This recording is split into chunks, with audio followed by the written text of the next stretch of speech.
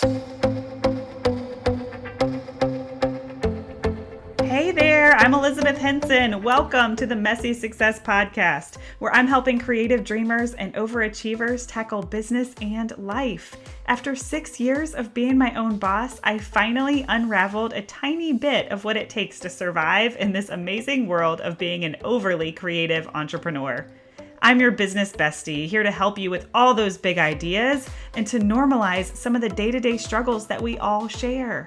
My mission is simple. I want more women to make a living doing what they love and to feel good about themselves in the process. The best way to start? We can't do it alone. So welcome. I hope you'll hang out with me here where it's totally okay to be messy. Hey, you guys, welcome back. Elizabeth here with the Messy Success Podcast. This is episode 57. I'm going to be talking about a lot of my struggles during my pivot from photography into coaching. And I know that I've touched on a lot of things. It has been a long process, but I would say like the bulk of my transformation, we'll call it, my pivot has been in the last 2 years. And I have talked a lot about my intuition with my clients and with other business owners, but I don't think that I've really talked about any of that stuff here on the podcast and, gotten transparent with you guys about some of the struggles I was having since I've launched the podcast, right? I share things with you guys in real time, but I think sometimes the biggest takeaways or our learning moments, our lessons, we figure them out over time and we gain so much clarity by focusing on our wins, but also reflecting back and understanding that's why this happened. That's why that happened. These are all the little lessons that I was supposed to learn along the way. So I saw a quote on Instagram the other day and I meant to flag it and mark it for you guys, but it was something to do with what if our struggle isn't really a struggle, right? And I just thought about this moment, a year and a half ago, a while ago, before Anthony was born, or maybe after, I don't remember, but it's been a while. And, someone who I'm very close to in my life, who kind of, pays attention to my business, but isn't exactly in my shoes. And, they said to me, I can see that you're struggling. Your social media posts about coaching, they don't get the same attention or engagement as when you post about photography. And I was like, really? You look at what I'm doing and think that I'm struggling? And it was so odd to me because I didn't look at myself in the mirror and say, hey, Liz, you're really struggling. I always have looked at this journey of an entrepreneurship as a learning experiment, right? My photography success did not happen overnight. It took me 2.5 years to be able to replace my teacher's salary. And, of course, I've had moments of frustration and moments of trying to figure out how to make this business coaching stuff successful. But we don't figure that out without the trial and error, without listening to people and what they need. And it was just so crazy to me because I didn't look at myself as struggling. I have always really believed in myself and that I can do anything that I put my mind to, and trusted that my success is inevitable and it might be ugly and it might take me years, right? It might take me years to be wealthy or whatever somebody else's, measurement of success might be. But I've always looked at myself as successful because I enjoy helping people. I get to work when I want to work, how I want to work. I'm my own boss. What else can you ask for? And, it was just this kind of defying moment of all that matters is how I view myself, right? And if somebody else is going to look at my social media account and be like, oh, you're really struggling there, what do they know? Like, is it a struggle? What if it's not a struggle? What if it's all one big learning lesson? Like, how am I going to figure out what people want to hear from me if I don't throw a little spaghetti at the wall, if I don't try to figure it out in different ways, shapes, and forms, and try new things? And of course, we need systems, we need consistency, we need strategy, all of those things. But when I follow the ebbs and flows of my intuition, I always come out on the other side. I always find success. Revenue always finds its way to me. But as soon as I stop letting my intuition guide my decisions, and I'm letting fear guide my decisions, or I'm letting other people's opinions guide my decisions, that is when it starts to feel difficult, or like I'm going against the grain. So I hope that I just shared that in a way that made sense. But I was reflecting back on my maternity leave, and I think I mentioned with you guys that I met with a strategist to kind of help me plan my maternity leave. And I just remember telling her, like, I want to be prepared. I want to be able to take off. But all that really matters is that I feel like I can maintain my business and follow the ebbs and flows of my intuition. And it's never ever steered me wrong with my photography business. Like, I had some great mentors that helped me with the X's and O's, that helped me set up my business. But as far as my work and my customer experience and how I treated individual situations, I always just let my intuition guide me, and it never failed me. So I'm curious, those of you listening, has there ever been a situation where you truly let your intuition, your conscience, whatever you want to call it, be the driver of an important decision, or be the driver of even your daily decisions? Has there ever been a time where you felt like your intuition steered you wrong, right? Like, no one wakes up in the morning and is like, oh, that's all my intuition's fault. I shouldn't have listened to that. A lot of people will say, man, I should have listened to my gut feeling. I had a feeling something was off there, or whatever it might be.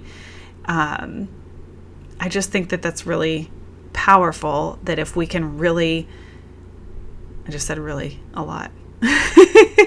If we can trust, right, that we have all that we need, if we can trust that we can find all the answers along the way, and that showing up for the experiment is the most important part, that maybe struggles aren't really struggles, maybe they're lessons, maybe they're teaching moments. It's like the whole saying that we don't really fail, right? We either get the success that we wanted or the lesson that we needed. So, it's strange, the things that spark my inspiration to share with you guys. But there was that quote about, what if a struggle isn't really a struggle? And it just sparked that memory, and how somebody else can view us as struggling when we're not, in the same way that somebody else can view us as wildly successful when we might not be. And what is success anyway, right? Like, the success is like this word that's thrown around, but compared to what, right? We all have our own views of success. And my view of success is not tied to money, but money is impact. And I just know that the more money I can create, the more impact I can have, and ultimately the more people that I can help, right?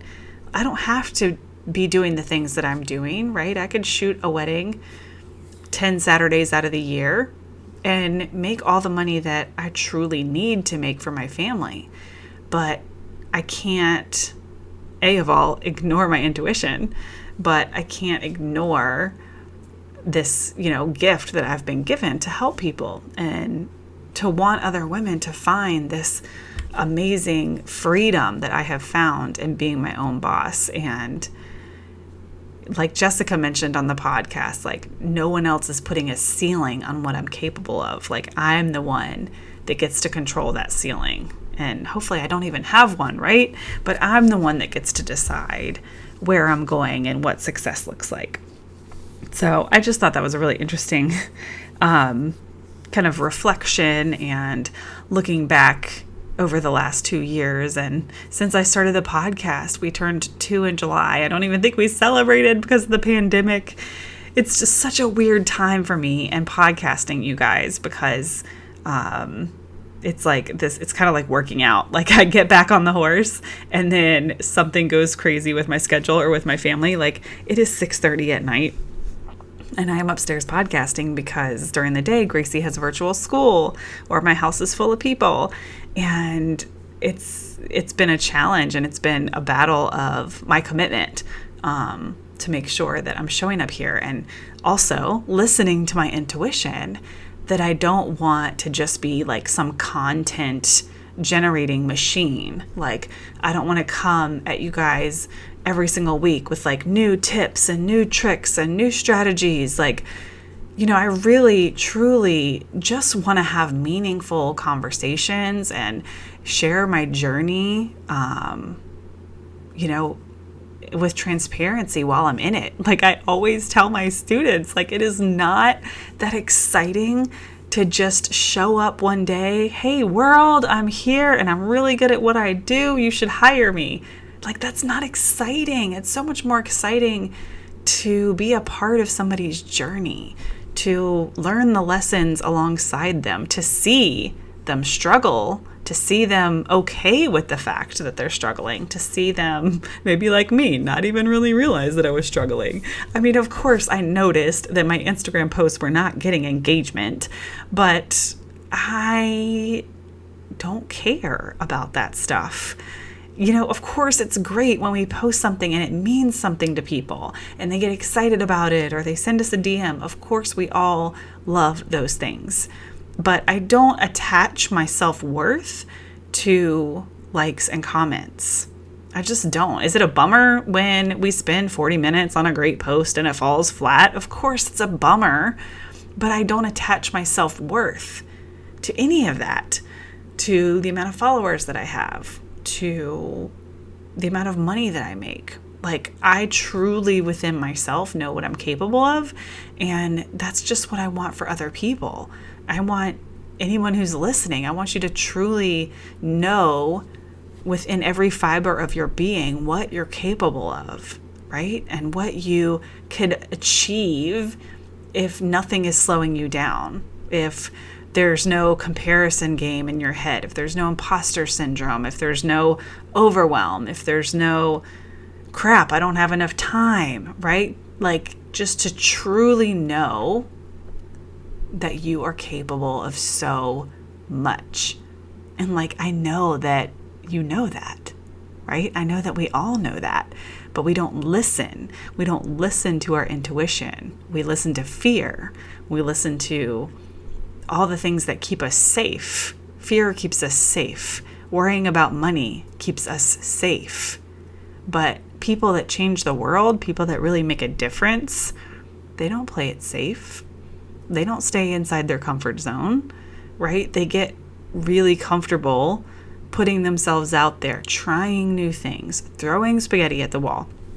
Speaking of throwing spaghetti at the wall, I have had this weird feeling or urge to like try something new, like as far as social media. And I did ask in my community inside Shine the Light Society, like, hey, I have this weird urge to like give you guys a different experience, like that's not Facebook or that's not Instagram, but I want to hear from you guys first before I go like chasing shiny objects. And honestly, like so far, everyone has answered that they're fine on Facebook. So this might just be a me thing. Like this might just be a shiny object thing. But I just feel like something else is coming. And I don't necessarily mean like TikTok. I guess I'm really challenging myself to do something different or to be different. And I want to challenge you guys to do the same, right? Like if we all just follow the Caitlin Jameses out there, the Jenna Kutchers out there, the Jasmine Stars out there, if we all constantly are striving to be like them or to do things like them, then like we're never going to stand out, but we're not necessarily going to get the same results because what worked for them may not work for us. So how do we take a step back and think about how can we really be different, right? Like how can we stand out among the masses? And you guys know in my leadership workshops and all those good stuff, I talk about, being a big fish in a small pond and thinking about where we're hanging out. And there's so many little things that we can do along the way. But yeah, I don't know. I just have this, I just want to do something different. I want to be able to give people an experience that no one else can. And that might not be a platform. It's not a course. It's not content, but what can I do? What can I provide that is different that no one else is doing? And just asking ourselves those questions is going to help us see things differently. And I don't know about you guys, but I always get my best ideas when I'm like completely tuned out of like my phone or social media, or I'm in the shower, or I'm taking a walk or a run. Something where I'm not constantly like seeking stimulation, but I can just allow my brain to think. Gosh, that's so crazy that that's the world that we live in, that we have to like intentionally give ourselves thinking time. But it's so true, right? Like we're all going so fast, social media in our hands 24/7, kids climbing up our legs, trying to keep our houses like in some kind of control. Like we never slow down. Folding laundry is a good one too. I get good ideas when I'm folding laundry. But anytime that like, I guess you could say my physical body is busy, like my hands are busy, my physical body is doing something, but my mind is free, as in it's not focused on that task, because that task can kind of just be done on autopilot. That's when I really get my good ideas. And I don't even really know why I'm sharing this, because I don't have a good idea. Well, I have lots of good ideas, but like in this moment, I'm just kind of letting you guys know that like I'm trying to be really open to what's out there. How can I be different? How can I give my community members and my students like the best possible experience? Is that like Telegram and I send them audio messages? I don't know. I do know that that's the one thing that Facebook is lacking is, being able to send like audio files. Because sometimes I'm just not video ready. And this is not coming from like a vanity thing. It's like my kids, or I'm on a walk and the wind is loud, or, whatever it might be. Sometimes I just want to be able to be just audio. But yeah, I'm just being really open to what is out there, to how I can be different, to how I can best serve my members and give them something that they cannot find anywhere else. And I think I bring that in a lot of my teaching in our think tanks and our group coaching. But I'm still like, there's gotta be something else. So why I'm sharing that, I don't know, other than I want you to ask yourself those questions. How can you be different? Because there are probably so many good ideas sitting inside you right now that you don't even know are there, because you're not taking the quiet time, or we're not following our intuition, right? The ebbs and the flows of your intuition. Or maybe you're letting fear drive a lot of your decisions or what's going on. So that's what I have for you today, is that maybe our struggles aren't really struggles, and that what's possible when you truly listen to your intuition. Is that something you've already mastered? Or is it something that you're not doing enough? Or maybe you don't do it all. And I like to look at business as this perfect mix. When I'm fully aligned, when I'm fully present, that feeling like you're in your power everything is going well. I find that to be when my intuition and strategy like find this happy medium, right? Like if it's on a tilting scale, like it's perfectly balanced between intuition and strategy, business knowledge, X's and O's, whatever you want to call it. And as soon as we start tilting the scale and we're too focused on the how, right? That perfect webinar, that perfect funnel, that perfect freebie, and we start focusing so hard on the how that our intuition is starting to shrink. It's starting to get smaller and quieter because we're just like, if I could just crack this code, if I could just do things the way she does, right? And then we're not aligned. It's off. And then sometimes we're like only listening to our intuition, which is totally where I tend to err, as I really like to let my intuition run my entire business. And that's when we have these like ups and downs, right? Of not staying focused or not staying truly committed, right? So my choice to not podcast when I don't feel inspired, or not post on social media when I don't feel inspired, right? That's because I'm truly letting my intuition like guide my business, which is not a bad thing, because you guys know I fully believe in messy success and showing up in your way. But, this is why I'm bringing on a team, because what if I could still provide really good, meaningful content even on those days that I might not be super inspired to come up with something new? And I've been doing that a little bit here and there. I've been repurposing old podcast episodes. I've been turning all my video and audio into text files so that I can generate ideas for content without having to constantly feel like I'm coming up with something new, right? Because that's exhausting for us to always feel like we have to say something new or be something different, when really we've already said so many great things. All of you guys, all of us have already done and said so many great things. And what if we can just continue to find ways to share that, right? To show up.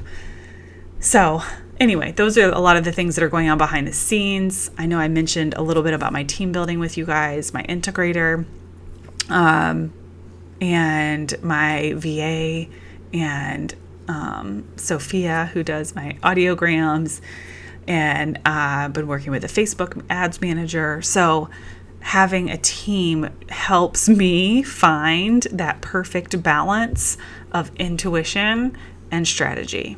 And it is not overnight. It is not overnight. And I know that this is a process, but it's a process that I really believe in, and that I really, really trust that if I can spend more time in creative mode, in visionary mode, and less time stressing about the strategy, stressing about the X's and O's, and find that perfect balance that I mentioned of intuition and strategy, right? That perfect equilibrium of intuition and strategy. That's what we all want. But when we have a team that we can lean on, when I know that I'm all intuition, but I need the strategy. So deploying that team to help me with the strategy piece. Now, if you're really, really good at strategy, then you might do well pairing up with a creative-minded visionary, right? Visionary consulting, is that a thing? I don't know, but people have told me that if it was a thing, I should do it, but I don't know what that is. Can I just come into somebody's company and be your visionary? I don't know, but who knows what's out there. And then currently, since I'm doing all this reflecting with you guys, let's talk about where I'm at now. How great and amazing things are right now. And I can truly, truly say that. And watch, in another year, I'm going to be like, oh, a year ago, I was really struggling. Isn't it funny? No, but right now, I told you guys that I'm working for James Wedmore, and that has been incredible. It has been life-changing, just surrounding myself with those people, with that culture. That has been such a goal for me, is that I want my company, my business, to have that culture that is just seen and felt and especially in a room, right? But like truly, like you walk in a room or virtual room or whatever it might be, and you can just see and feel the culture, right? And it just like, you just feel leveled up as soon as you're there. So like goals, but that is what it feels like to be surrounded with James's team and the community and the other coaches that are in there with me. So that has been awesome. I have been working on getting more and better content, but not being a content machine, right? Like I am not a strategy person. I am here to help you be the best version of yourself, but also embrace the messy, the imperfect, and exactly who you are, right? Like I have so many students that come to me and they're like, if I could just get a system, gosh, if I could just get a system. And I'm like, what is a system going to do for you? Like, it is not the system. It is all us. Like I was there. This was probably 4 years ago, 5 years ago, where I really thought like a system would solve my problems. I even hired a business coach that like, I need systems. And I didn't realize I already had systems. I just didn't know they were systems because I'm a creative person. So we all have systems. Anything that you do that is repeatable is a system. Anything that you do in your business that's repeatable is a system. Anything. And that can be outsourced, or that could be like simplified, or whatever it might be. Like you can record yourself doing it, screen record or reel record. If you can record yourself doing something, then it is a system. You can just video record it or screen record it and throw it in a folder and you have a system. So looking in the mirror and thinking you need a perfect system is not going to solve any problems. What will solve the problem is saying, I am who I am, and these are my strengths, and this is how I can bring out my strengths in my business, right? People love me for exactly who I am. People love me because I'm messy. They love me because I'm imperfect. One of my students uses the term trailblazer. She's a trailblazer, right? So like, why try to be something we're not? Do you guys picture trailblazers having perfect spreadsheets and color-coded systems? Heck no, right? So embrace who you truly are and learn how to lean into those gifts and those strengths. And then, yes, record yourself being you and then pass that system to somebody else. Like the littlest things, like when I send emails, reminders to my members, right? Like I was able to screen record myself. This is how I do this. This is how I log into Thinkific. I select all, I write the email, and I hit send. I can record that and file it away, and now somebody else can do it. Like I just didn't realize so many years ago that was a system. I thought a system was a magical thing that all businesses needed. And they do, they have SOPs, like systems of operations, but that is not my zone of genius to come up with all of the SOPs, to do all those things. So that's why I hired a team. So there I am. That was another little rabbit hole for you. But that's why I am doing the things that I'm doing behind the scenes, which are growing my team, which are focusing on the culture behind my company, and just continuing this beautiful journey of coaching. And I have my own clients now. I have one-on-one clients. If you guys are interested in working with me one-on-one, just let me know. We can set up a coffee chat and see if you're a good fit. And then obviously still focused on my memberships, and just trying everything that I can try and just loving the journey. I truly love learning, and I love trying new things, and I love asking myself how I can be different. It's all so exciting to me. These business conversations, they just light me up, even though right now I'm like, feels like I'm talking to myself. But that's why I love when you guys let me know that you're listening and let me know your takeaways, because then I don't feel like I'm talking to myself. I'm having these amazing business conversations with all of you, and I love you so much.